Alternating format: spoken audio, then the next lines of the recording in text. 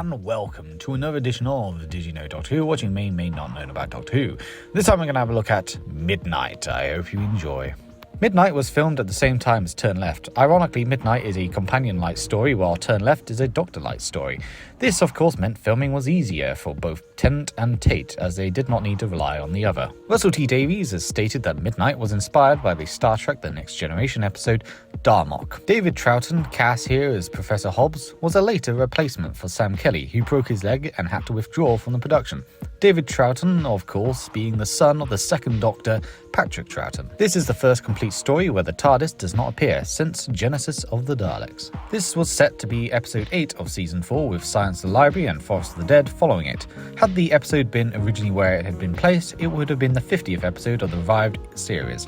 A reference to the Mars sign was seen on the bus's name, Crusader 50. Russell T Davies wrote the script in just 3 days. This episode contains the first time someone mentions that he will knock 4 times. Working titles included Crusader 5 and Crusader 50. This is the first episode in Series 4 in which the Doctor is present when Rose Tyler appears, though he does not see her. This is the second episode in which the Doctor has not had a companion to assist him.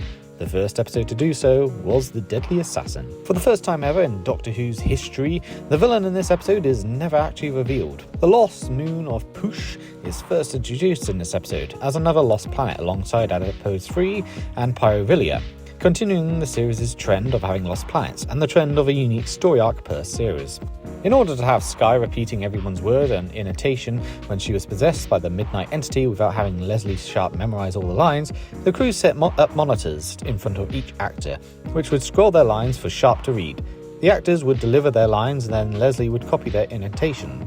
This was done on Sharp's coverage, so that she would have the correct eyeline as well. The actors then pre-filmed the scenes in which they all talked together, then they recorded Sharp's part separately.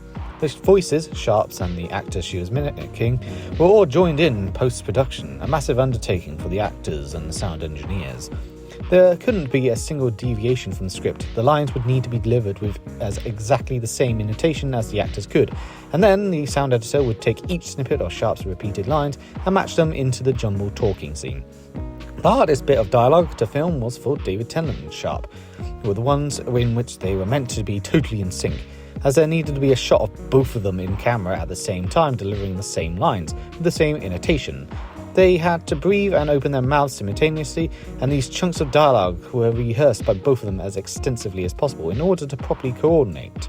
Tennant has said the absolute most difficult part was the delivery of the square root of pi to 30 decimal places, because it had to be done very rapidly, and although they were not in sync at the time in the script, Sharp would be repeating everything he had just said a split second after him, and in the jumble of the two voices, it could be difficult to remember the string of numbers, which are difficult enough to remember correctly on their own. There were a few major changes to the narrative as it developed, although timing constraints forced the elimination of a sequence in which the possessed Skye ceased mimicking the other passengers one by one until she focused solely upon the Doctor. The setting was influenced by Jeepers Creepers 2, about a high school basketball team which was trapped on a bus by an ancient monster. And that is it for today. Midnight is very much a beloved story. A lot of people even consider it their favourite story of all time, or their favourite story, the reboot at the very least. I think this is a very good story. It's a very unique story, very it's companion light, obviously. Very much focused on the Doctor, but up against an enemy that he can't really fight properly. So what you get is a really unique story as a result. The entity itself we never actually truly see, but we get enough of it to know that it is a sort of like parasitic like creature that will just mimic and say things that everyone else is saying, a sort of thing of sorts. It kind of reminded me of the Thing in a way, you know, seeing who is infected and who isn't, because Skye is mostly infected, but then the Doctor is infected and all that, so you don't really know who is who as a result. If of course it went on longer. I think what makes it work as well is the fact that it's a self-contained story. As of right now, the current series is airing, and one of the biggest issues I think it has is that it's trying to do a million things at once, and it doesn't have time to do it, and then it just sort of like falls apart as a result.